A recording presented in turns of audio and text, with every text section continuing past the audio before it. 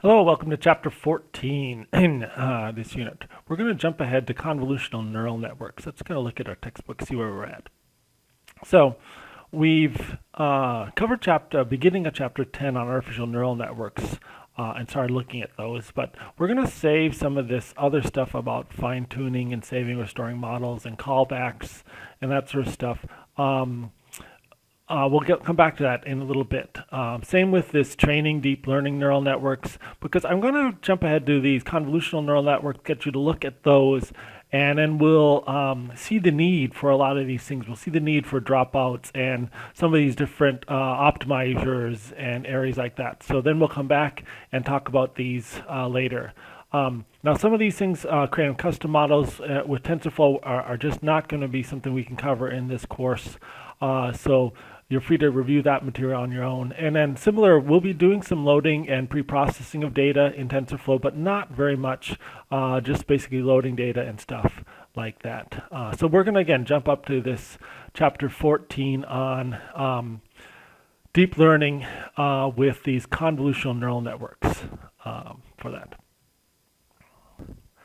So convolutional neural networks are one of my favorite areas of artificial intelligence. So let's look over this chapter. I'm going to supplement a fair amount of this, some of this chapter with some other resources to try to provide you a good experience with learning this. So this talks about little neural anatomy here and the architecture of the visual cortex and how it is set up. So you can read through that. A lot of this structure of the convolutional neural networks are based on neural anatomy and that sort of stuff. Now, I don't love this description here that they go over. So let's jump into our notebook. Our chapter 14 notebook is here. And again, we load in our libraries. And then our first section is just to kind of understand how these convolutional neural networks work. And the first thing we look at is the architecture of the visual cortex. So this is, again, a quote from the text. But let's go to this link from Sussex University and look at the brain. So this is an older link, but there's a couple descriptions here. So the idea is that when you're seeing things through your eyes, the optical nerves map to the back of your head. So the rear of your head is where your visual cortex are. And there are different layers here, V1, V2, V3, etc. For this. And biologists have worked hard to map out these different layers and the different cell types of these. I'm going to scroll down.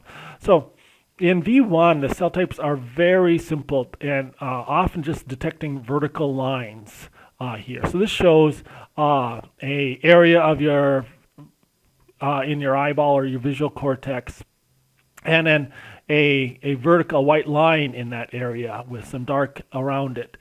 And this shows when it's off center or when it's slanted or when it's nothing there. And this shows the firing rate of the neuron in the brain. And again, we biologists have mapped all this out by actually sticking probes in the brain and checking these out and seen that there are some cells that only fire when there's a white line right in the center of this visual cortex. If it's off center, it fires a little less.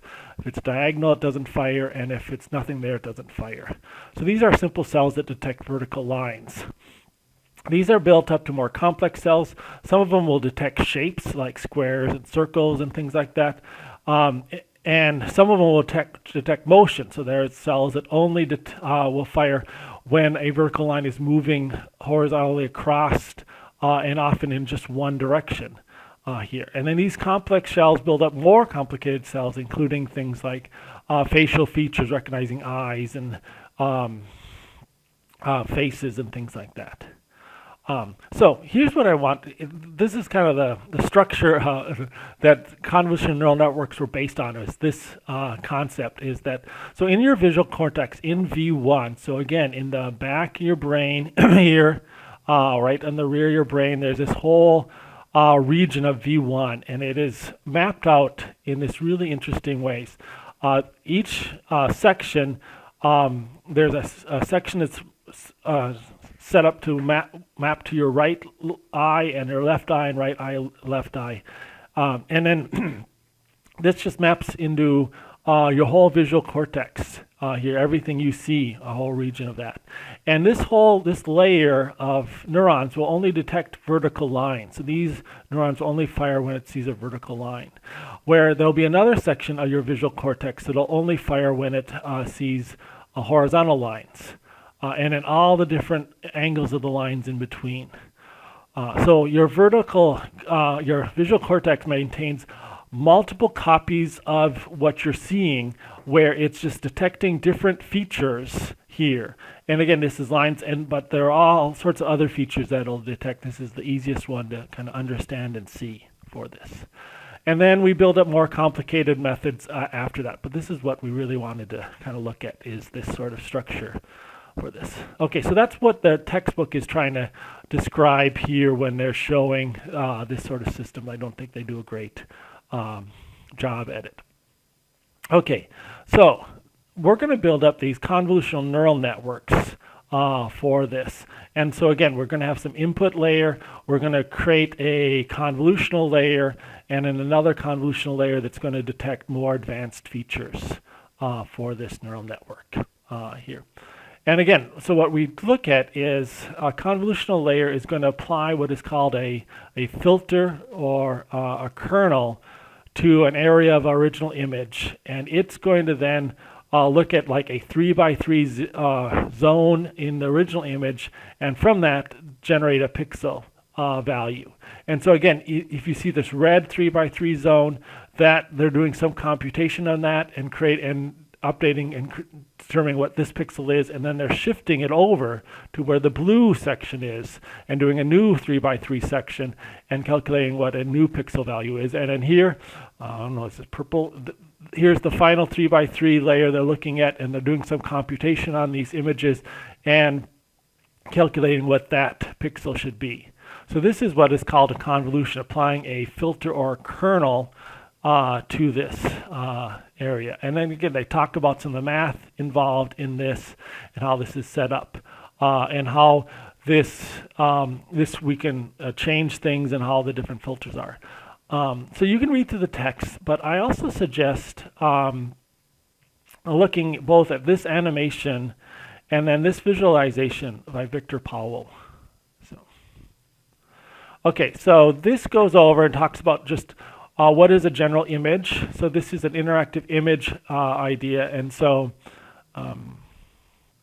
okay, I tried to zoom in a little bit more on this image so we can see it. So if you look on the right side where the face is, you can see where the the red highlights different pixels. And right now I'm at a dark pixel, and on the left side its value is only like 25 here. But if I go to a lighter area, this might be 150. If I go to a really light area, this might be 200, 250, whatever. All these pixel values are values between 0 and 255. So 0 are the darkest ones, 255 are the lightest ones. So this is how we represent images. And if we have a color image, we just have 3 layers of this, one for the amount of red, one for the amount of green, and one for blue layers. Okay, now we're going to apply these kernels here, or filters, that'll do different things. And so they're often 3x3 values, but they can be different values, different sizes. That can be 7x7, 5x5, or that sort of stuff. By 3x3 is the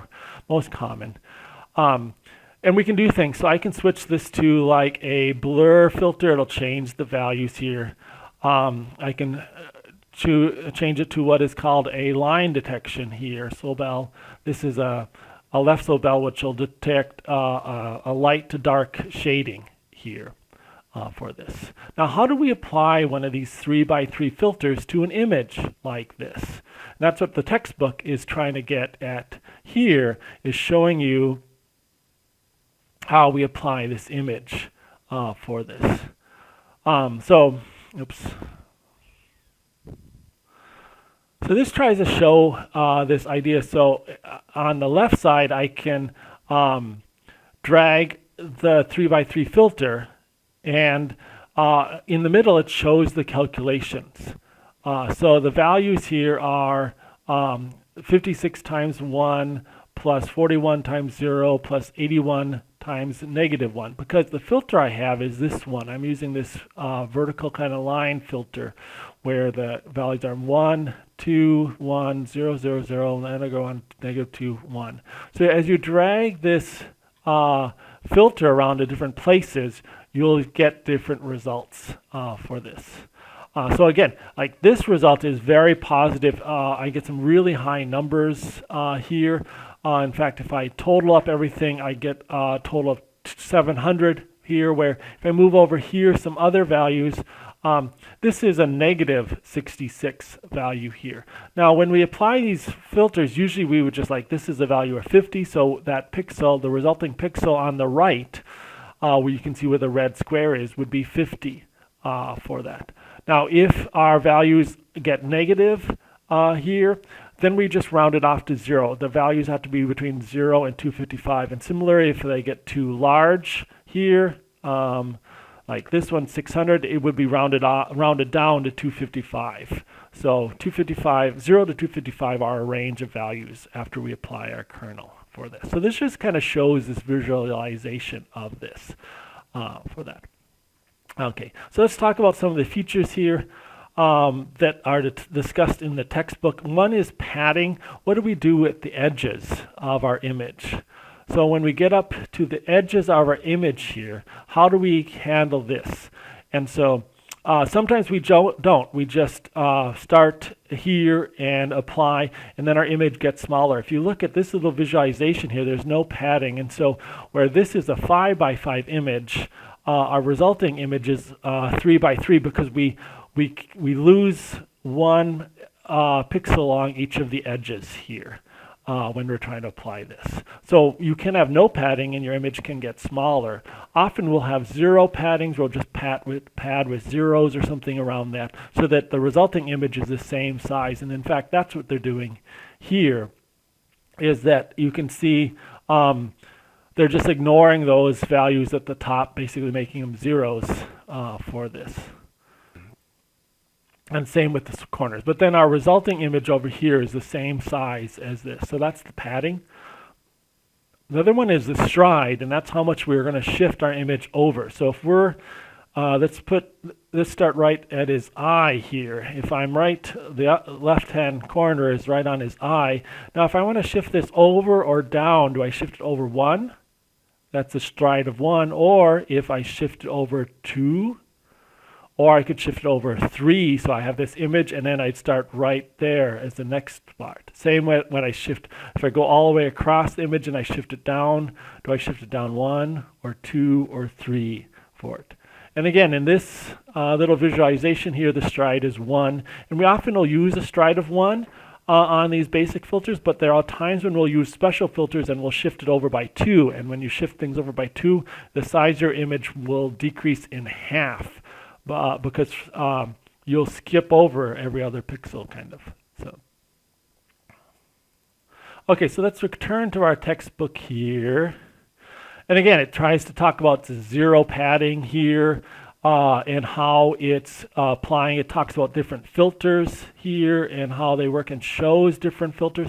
If you ever used Photoshop or any image thing, you've seen filtering probably applied to images where we detect different filters. We used to have to manually create all these filters, and different researchers created these. Often we have their names or stuff tied to these filters for things. But nowadays, with convolutional neural networks, we'll let the neural network learn what features are best for the image set that we have. So the network will create its own set of filters for this.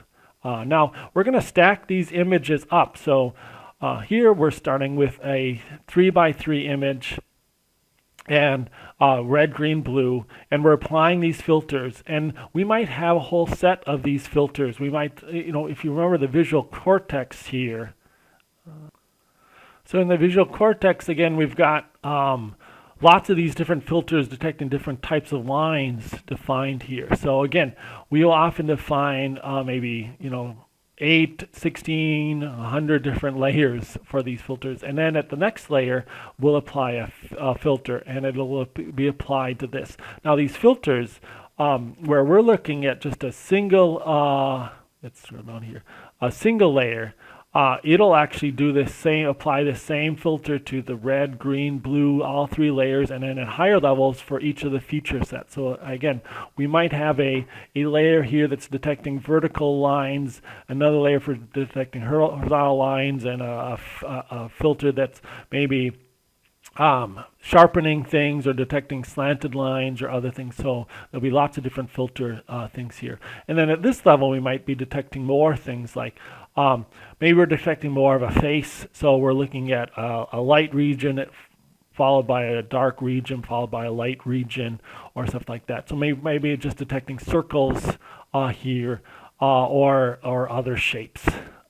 For our more complicated features. And then above that, the next layer might be, again, detecting whole faces or something like that.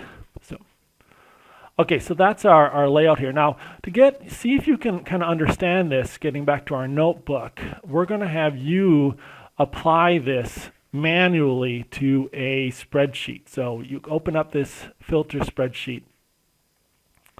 Now, we're going to start, here's our image here. Let me redo this size, shrink this down a little bit more.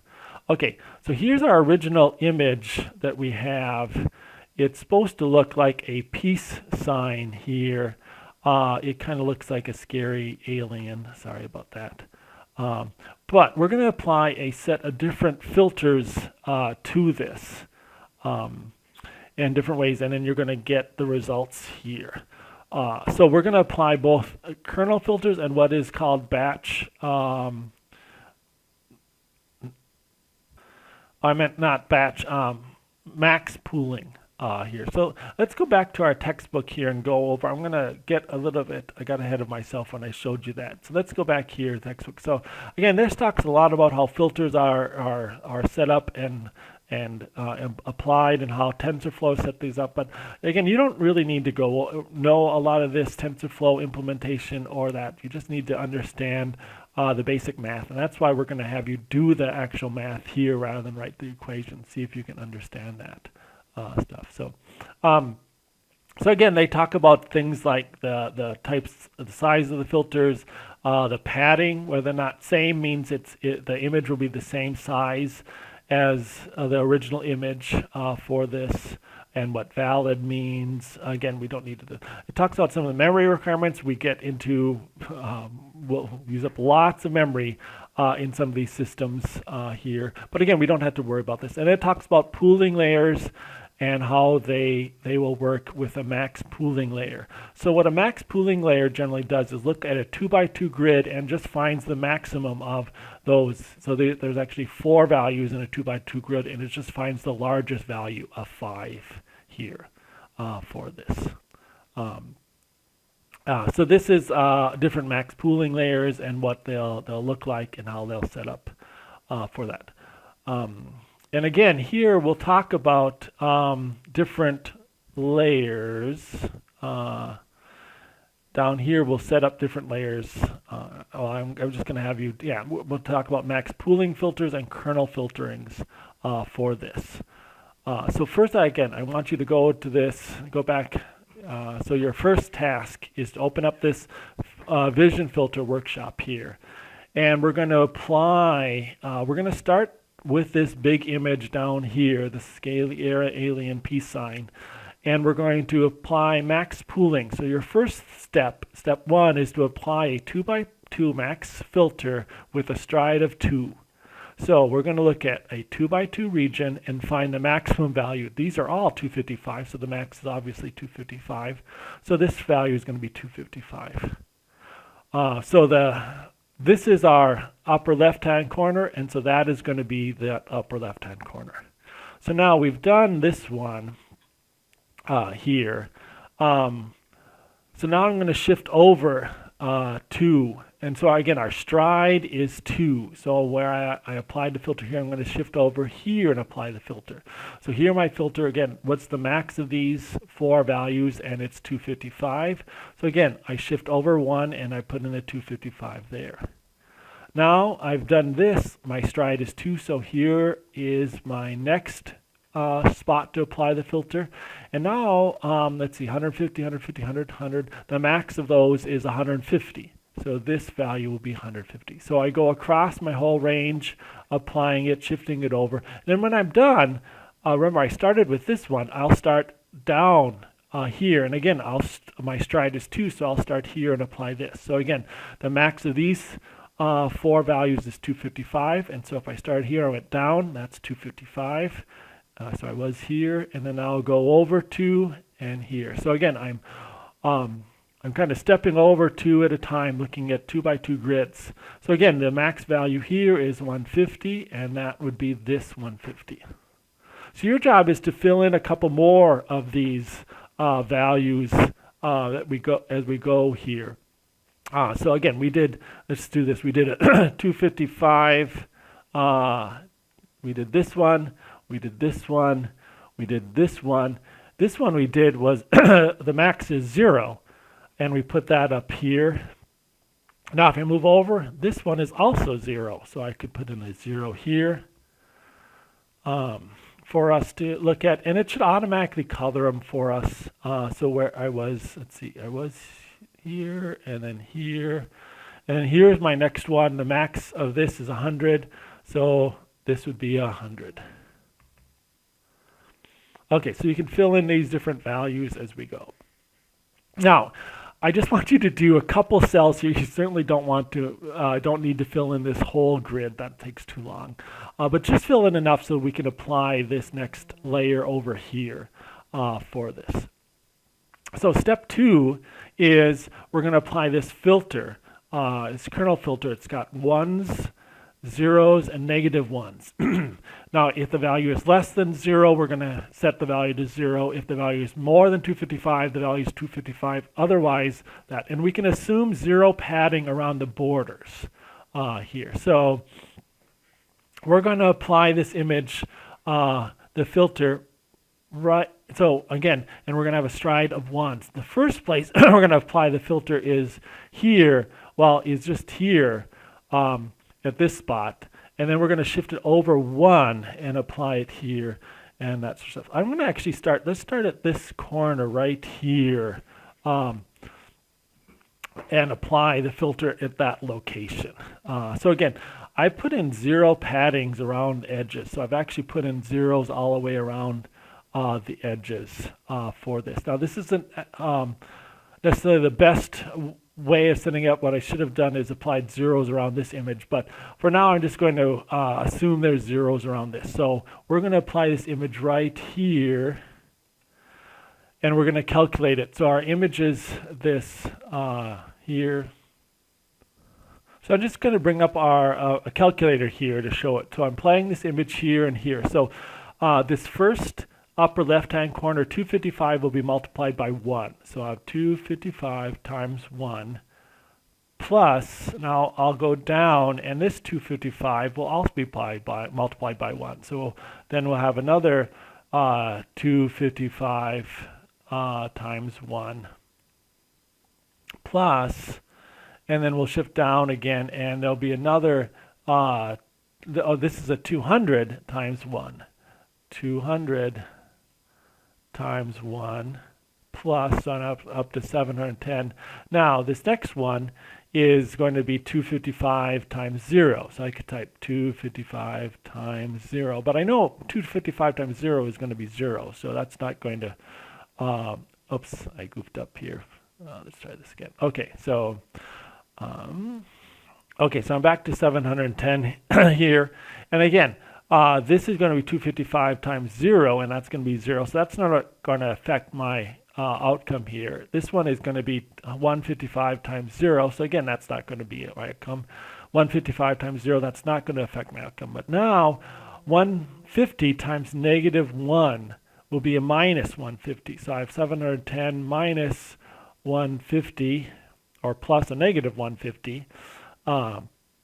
Now that, and then I shift down to 100 times -1, so I'll subtract another 100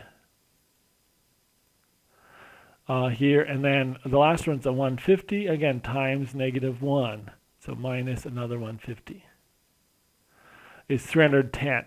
And so my result is 310. Now, with my rules that the value is above 255, I set the value to 255. So that's what I set this first value at 255. So I did this one here. Now I'm going to shift it over 1. My stride is only 1, so now I'm going to do it right here. And what you'll learn if you do this a couple times is that what this filter does is basically the ones mean you add up all the values in the first column. You ignore all the values in the middle column because those are all multiplied by zeros. And then you subtract all the values in the right column because those are all multiplied by negative ones. So I could do this a little faster by just going, this is just going to be 255 plus 150 plus 150, and then minus, what do I have? I've got a 150 here, minus 0, minus a 100. So I end up with 350, and again, that value is above 255, so I'd put a 255 here. And your job then is to calculate what this value is here. So again, we started with this filter. We shifted over 1 here, we shift over 1 more, so you will apply it here. But in order to apply the filter here, you've got to fill in a couple of the empty spots here. So that's why I want you to fill in a couple more values here so you can do a couple more values here. And once you've filled in a couple more values here, I want you to apply a 2x2 max filter again with a stride of 2. Here. So I look at this, and what's the max is 255. I'll then look at this. Oops, I want to stride over 2. So I stride over 2, and then I'll apply, this would be a 255 also. Okay? So one thing to note is that when we do the max pooling, the image size decreases in half from here to here and from here to here. So this is a 16 by 16 image, this is an 8 by 8 image, and then we're down to a 4 by 4 image. Okay? So again, go through that, answer some of these questions about it, and then share a link to your things. And again, you don't feel you have to do all these. I would like you to be able to do 1 or 2 values here, which means you've got to fill in this a little bit more, which means you have to fill this a little bit more so you can get those values in there. So, all right. So that wraps up this section 1 in this introduction. We'll have a different video to start with section 2.